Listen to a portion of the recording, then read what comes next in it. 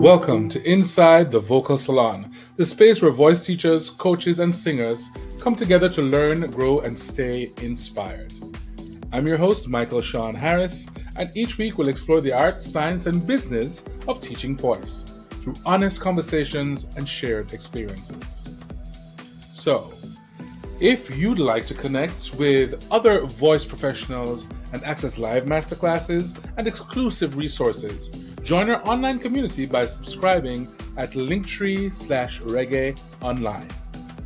Now, let's step inside the Vocal Salon. Welcome to Inside the Vocal Salon. I'm Michael Sean Harris, and my special guest today is Jonathan Miguel Gallegos, and he is an assistant professor at Berklee College of Music. He's an educator, musician, and artistic collaborator. He works in musical theater and so much more. Welcome, Jonathan. How's it going? Everything's going great. It's good to see Awesome. you.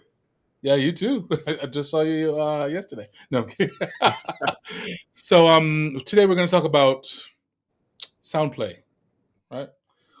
That sounds like a lot of things. Yeah. Sounds very airy fairy too. It sounds like, oh, let's meditate and playing the sound wave. But what is it exactly? Yeah, it really a lot of this idea came out of we tend to work with populations, or singers tend to be very driven individuals, right? Wanting to achieve results or a desired sound. So wordplay is it's the wording I use in the title I use for kind of demystifying singing and breaking it down into sounds that we already know and sounds that are really fun to make. If you go to if you have younger siblings and you hear them screaming and making sounds and the excitement that they have at Christmas, like, they're not worried about an outcome. They're not worried about grades. They're not worried about a final exam. They're just simply having fun. So the idea of even wordplay, music play, sound play is getting back to that concept of how can I access pretty complicated and coordinated sounds through having fun and exploration and curiosity rather than wanting outcome or wanting to hear wanting to succeed as to what your expectation is. Okay. So how does this show up in practice? Yeah, awesome. So I teach a lot of voice. I teach a lot of voice lessons privately, and then also at Berklee as well. A typical lesson comes in and people start at the piano playing scales. Or if you ask students in general, how do you warm up? They say, oh, I go to a piano and I play a scale and then I sing along, which is wonderful, which is actually, it's nice to get everything moving. But wordplay would show up like a student might come into a lesson, and even before they start making any sort of pitch or anything, I'll ask them to make sounds or do some sort of play.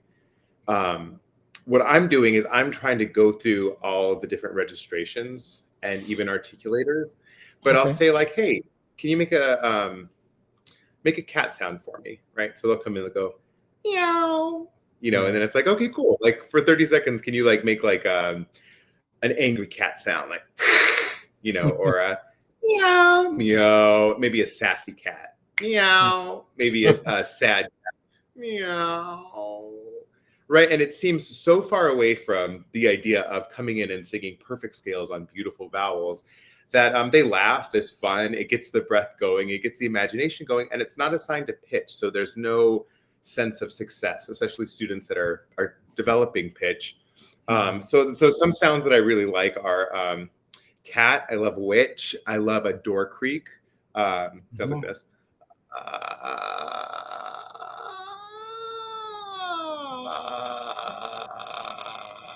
Other ones I love are owl.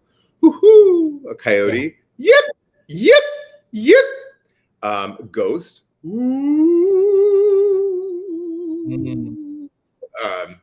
All sorts of sounds. And the idea is, of course, that I want to make sure that I'm hitting every registration, even before I go to the piano. So, for example, mode 0 or creak with like a creaky door, or are certain celebrities I won't name by name, but they kind of talk down here. It's really creepy. It's that like is a really fun place just to access. We know that when we're using creak, as long as we're not amplifying the sound, The folds are in a very light, like not taut or loose formation, and they're just vibrating smoothly, just kind of shaking out. Chest voice is something that we live in a lot of times. So, even asking a student, what they had for breakfast. Great, cool. Is there a character voice you like? Can you tell me in that voice what you had for dinner? And they might be like, it might be like Patrick from SpongeBob is one that we really like in my studio. So I might be like, oh yeah, okay. Like for dinner, I had some pasta, and then I had this and that. For head voice, I really like owls, probably my favorite. Right, and then as we go to whistle tone, I do a lot of ingressive singing, ingressive sounds for male vocalists, but just okay. And at that point, although super fun and super just explorative, at that point, I know that the arytenoids are pulling the vocal folds and making sure that we're getting that stretch. And this is all before we even play a singular note. It also helps a lot with anxiety with my students. People come into these quick 30-minute lessons or an hour, 50-minute lessons, and they want results. Their goal is to sing their song well for you, or to sing their song and be proud of the performance, but they don't spend a lot of time actually warming up the instrument or developing any sort of technique. These are just workarounds that I found that is a really fun way to get students to have fun, to be less anxious, and to enjoy. And I'll just say one last thing is that I'm taking a mindfulness class. Shout out Christopher Willard, if you want ChristopherWillard.com to take his mindfulness courses. Okay. And something was said in there recently that really stuck out to me, which was that it is very difficult to be authentically curious about something and have anxiety at the same time. So a lot of this comes from this idea of remaining curious about the voice, making sounds, always developing that idea, that curiosity, that fun, to limit the chokehold that anxiety can have on singing. Right. It feels like it takes away a lot of the expectation, because a lot of this, it feels almost like it's from a very childlike space, just it's exploring and having fun. While, technically things are still happening, but you're really, you kind of wide-eyed and just playing, which is great.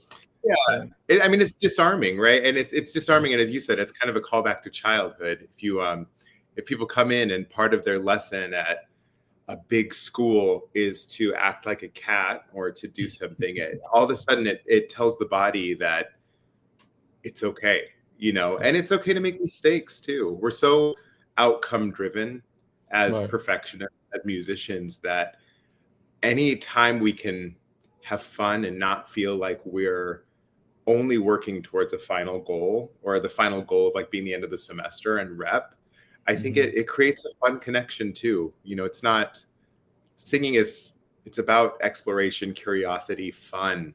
It's not really about getting a good grade on the X amount of pieces you sing at the end for some sort of panel. Yeah. And sometimes our natural way of making some of these sounds is really healthy, because we get out of our own way. Even if you're yelling your friend's name across the street, you do all the right things to make the sound nice and big and without hurting yourself. And so sometimes if we can recall those things, we can make these notes we want to make as well, with that same kind of feeling, that same kind of background. Yeah, that's an excellent point. And I think especially after the pandemic we just recently went through, everybody's voices got so small, both figuratively, physically, and also just this concept of making big sounds. I'm a geriatric millennial, proud of it. And when I was a kid, I was running through the woods screaming at the top of my lungs. I was playing Tarzan on trees. I was doing all sorts of outdoor activities. I grew up in New Mexico, so it's easier there. And just sound making in general has become so specific, so prescribed, so don't make too much noise, be quiet. I came from the generation of also Ritalin overdosing, that was like, oh, you're a kid that loves to be big, let's suppress that. So in a way, some of these sounds, like you mentioned, with especially with students come in, it's my favorite thing in the world when they come in and they give you the laundry list of things they can't do. Or, my previous teacher said that I can't belt. Well, as you said, they're like, I can't belt. And then you see little like Shirley Yoo-hoo on the street to her friend going, hey, hey, Exactly. you! Right? And it's like, okay, what's the difference, right? It's just the brain not classifying it as what we would identify as belt. Now, it's clear to I mean, it's important to specify that access isn't the development of something, just because you can shout across the street doesn't mean that you can belt. But what it means is that you have access to that sound and that coordination. And that's where lessons and technique building comes in, where we can take that sound that you can access, friend Shirley across the street, into something that is repeatable and safe as a vocalist. Right. I find, I think I might have mentioned this to someone else, that culturally there's some certain things that different cultures will do as well, which will give them that kind of access. Because I know for me, belting with some of the folk music that we have in Jamaica, it's a lot of it is like belted from start to finish, because so much of it was done outside and done outside in groups with instruments and that kind of stuff. So you have to project overall this sound, and so we didn't even think of it as belting. It's just you have to be loud. That's it. But, so I think sometimes getting to know where they're coming from as well, and might also help with providing that access for them. Yeah, I mean, sound making is a unifying concept, and also has been around longer than most things, in humanity. So yeah, I mean, even like the Balkan singing was calling across mountains. There's a big population of mariachi singers in New Mexico, which is the music I grew up listening to, which is unamplified, typically competing with the trumpet. So as you said, it's having to figure out the fundamental, which is how to be heard in these spaces and how to do it safely. The other thing I love to do is to go to, we live in Boston, and it's so awesome to go to the games. This is my knowledge of sports, excuse me, baseball, and hear these people calling these foods out at a very high volume for 30 years. It's a beautiful sound. It's so resonant. They can compete with hundreds and hundreds of speakers and the chaos of it. And to think like, now that is skill. That is vocal skill. And that's something that they learned. And if you want to take it a step further, you can examine what vowels they're using. And they're actually modifying vowels passively to make amplification go up and muscle activation go down. Because as you can imagine, if they didn't, they would have, they wouldn't be able to get through a baseball game, which, don't quote me and edit this out later if it's wrong, but games are like 4 hours. I don't know how long baseball games go, but I've never made it to the end of one. I'll take your word for it. Yeah. So, it's just a really fun thing.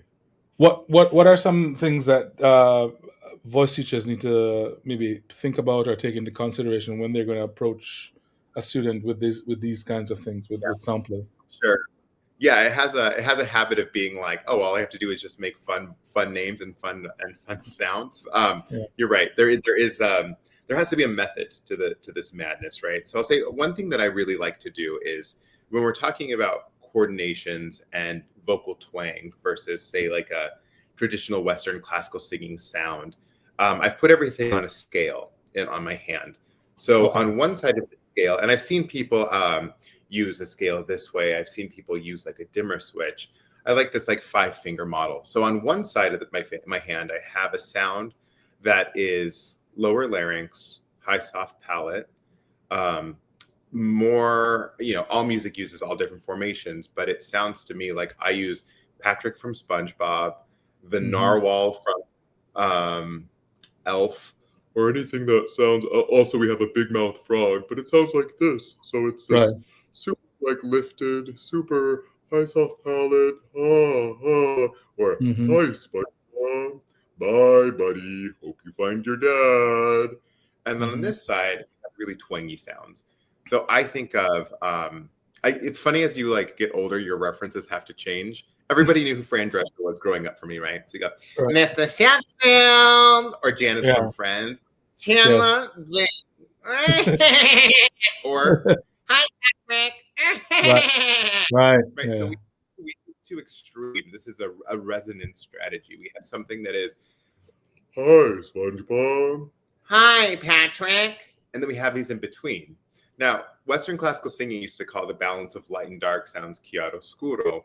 I just like to call it balance. So somewhere in the middle, we have a balanced sound that has the warmth and connection to chest resonance and the resonance of, the twang resonance, or I call it the pinger. I think Wilson called it the pinger, and I will never get over that terminology. We want something that possesses both, but there are times when we want to lean in towards these other sides. So exercises I love to do right in the beginning is to develop this vocabulary where I can say, okay, sing this exercise this way, right? So they all come in and go,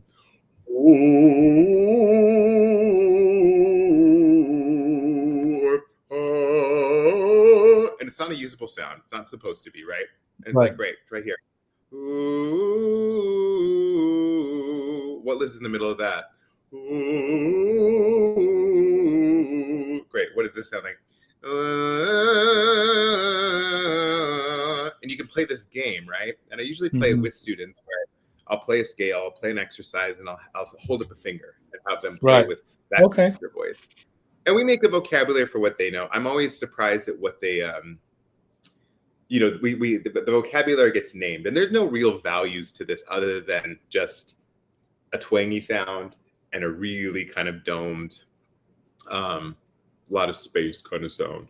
And we play, and then we switch it. Then we'll sing something we know and hold up a finger. And then a lot of times I'll be like, okay, I want to see you do it, which is again, it comes with that vocal play. So then I'll be singing something and let them hold up fingers and see if they can get it. Now, it becomes really fun because what they're doing is pretty sophisticated as far as shaping their filter. Right. But it's all in fun and it's meant to be goofy. And then what happens is sometimes you can also identify, okay, a student that studied classical music that wants to sing pop typically kind of lives in this side of things, right? And it's interesting to understand their perception because you'll be like, great, do this one, and they're like, okay.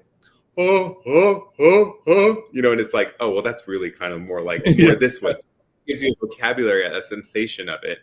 And again, to repeat, it's access, right? So it's like, do you remember this like weird sound we made here? This like super buzzy sound. Like, I wonder if we can incorporate that, or I wonder if we can like, you're here or you're here. What if we put it here? What if we put it here? What if we put it here? What if we put it here? And it's funny because by the end of the semester, my students are like, it was a little this, right? It was a little this, right? Yeah. So it's like, it's just a shared language, but it comes out of not me telling them like, okay, great. You know where your soft palate is? Good. Breathe in. Where's that cool air? Where's the K made? Where's the G made? Where's this? And they're doing these sophisticated things by having fun and not taking it serious, right? So that's cool. That's like one example of it. The other one is when we do a lot of calling exercises. Actually, I have one where they act like they are at Fenway, calling out different foods, their favorite foods, and and you can just pick foods with every sort of vowel in it, and just to see what's in there. And then I also ask my students at the beginning of the semester, by the end of the semester, they have to give me an answer to the question of what's the difference between elongated shouting and belting or singing. And then at the end of the semester, we have the discussion of like, okay, what did you learn? Because I use the source filter theory of sound where we have something that energizes, which is the breath, something that vibrates, and something that shapes sound. So in theory, we're all breathing because we're all alive and living. This vibrates because we're making speech in general. So what we're really talking about is shifts in filter, especially in genre, genre crossover singing. So so making fun sounds, character voices, animal sounds is really just playing with different shapes in the filter and again accessing these sounds that we want to bring into our singing later. Right. And I mean, within a piece that they perform, they might be accessing all of these at different points. All right, Yeah. within a piece, depending on where in their range they are, or the type of song, the style, all these different things. So Yeah, okay.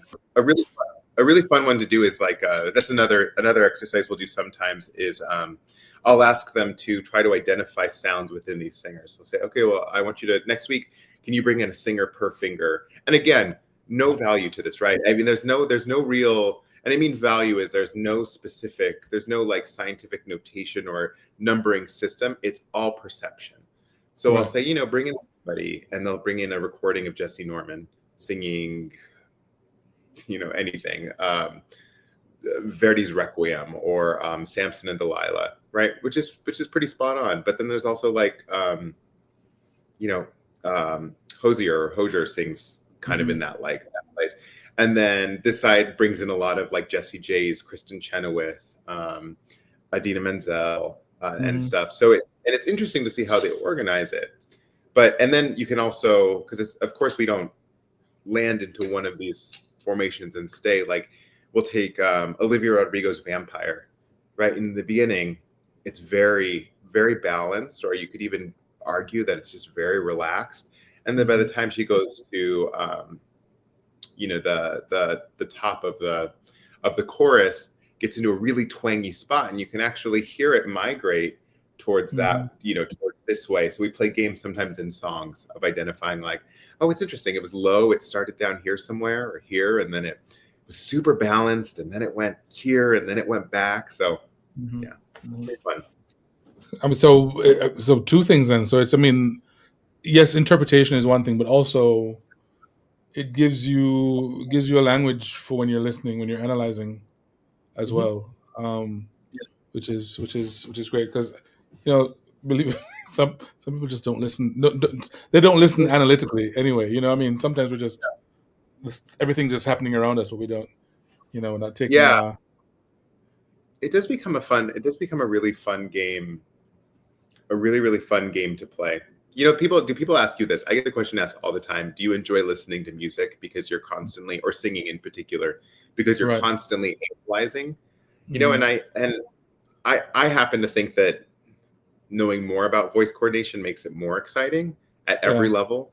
We're talking karaoke to Hmm. anything I see. I just love the idea that within And it's their fine. Yeah, I mean, and we can, I think we can analyze without judging. I mean, a friend of mine he likes to say, "Oh, you're listening from a master's." I'm not listening from a master's. I mean, I'm listening because I love music. I'm listening because I enjoy this thing, but and I don't have to judge it. And some of the things that I love sometimes are really, if you start to analyze it, it's like, oh, they're not doing that right. yeah, But yeah, 100%. Yeah. yeah. It also leads into, I think, one thing that I really am passionate about, because my background is in acting and theater. And one of my favorite qualities of a singer is text painting, right? Which is borrowed from the Renaissance, even. But, we talk a lot about words sounding, at least in acting school, and acting technique, about words sounding like what they are. Can a word sound cold? Can a word saying whistle sound like a whistle? You know, Mhm. and I think that that's goes into musicality too, where if you've practiced all these sounds, I think that when we like, it's not quite as clear as this, but sometimes I think that when you can gain a sound, a distortion, an extended vocal technique, it's like the Crayola boxes of crayons. Like we all start with like an eight color box of crayons, and Yeah. every time you go like, wow, you're like, oh my gosh, color, great, throw that in, right? Yeah. Anytime you can do any sort of ingressive sing, that's Yeah. another crayon. But what that means is that when you come across, when you're really singing a song that is talking about, has really descriptive words, has very beautiful operative words, is that you then have the tools or the sounds or the memory, a recollection of, oh wow, I really remember when I was singing, when I had my ASMR voice. That Mhm. maybe if when I'm saying like you've silenced me in a song, I can say, you've silenced me. Yeah. You know, and then it adds another level of it where, you know, music is universal, specific languages aren't, whereas like you can feel that. And we can hear that all over popular music and all over art, song, opera. Every type of singing uses text play and word play and that tool to really do it. As you think about it and you listen to music, you'll hear what does everybody sing at our school? Let's see, all the things you are. Right. You are let's see. What is it? What is the second verse of it? You are the springtime effect. I'm trying to remember now. It's like it's not breath. It's what you are. The promise gives us springtime that makes a lonely winter seem long. Yeah, even the word "long" is long in that, right? You are the breathless hush of springtime that makes the lonely winter seem long. That wasn't accidental. You are the hush of springtime. You know, so that's, I mean, and that comes out of this idea of playing with sounds. And even so, even as you get this vocabulary with students, students we love to do this since we were kids. We love to do it till I'm 39, so I can speak up to the age 39. At 39, I love hearing sounds and repeating them. You know, I love hearing my microwave go beep and going, you know, okay, imagine harmonizing your vacuum, or, you know, I was in Oklahoma once at a choral convention and the tornado alarm went off, and all the singers just harmonized with it that were in this convention. And I thought, that's not great for longevity, right? We need to do better than harmonizing with this alarm that's telling us to take cover. But you know, but it's fun. It's fun and so very innate. And the only thing that stops us from doing it all the time is this concept that you're at a conservatory style training. You're at these big music schools, and you have to act a certain way, and you have to go in, and you have to be good, and you have to be coordinated, and everything is about the grade. You know, that's why we become basket cases and anxiety-ridden creatures. Whereas if we just were, as I said earlier, if we can find some authentic curiosity, anxiety typically will go down with that. Yeah, absolutely. I love this. Thank you. I mean, it feels like we could talk some more, but you know, we're not giving away the farm. I don't know if your viewers know, but Michael and I are right next to each other. Yeah, we're right across the hall. Run to the door. If I see it's open or I don't hear a student singing, I run, and I'm like, Yep, same. Tell me anything. Yeah. Tell me a story. Yeah. Yes, absolutely. So sound play. Thank you so much. And I know you say you haven't updated it. You're as bad as I am. But here's your website. Yeah. So once again, thank you. Let me try and do this wrap up. I always have to remember the steps that I have to go through to wrap this up, because there's so much stuff. But Jonathan, once again, thank you. Thank you so much. Thanks for spending time with us inside the Vocal Salon. If you enjoyed today's episode, please follow and leave a quick review. It really helps other teachers find the show and join our growing community. And don't forget to visit linktree/Reggae Online to join our online community, where you'll find live classes, resources, and a support network of voice professionals from around the world. Until next time, keep lifting voices, including your own.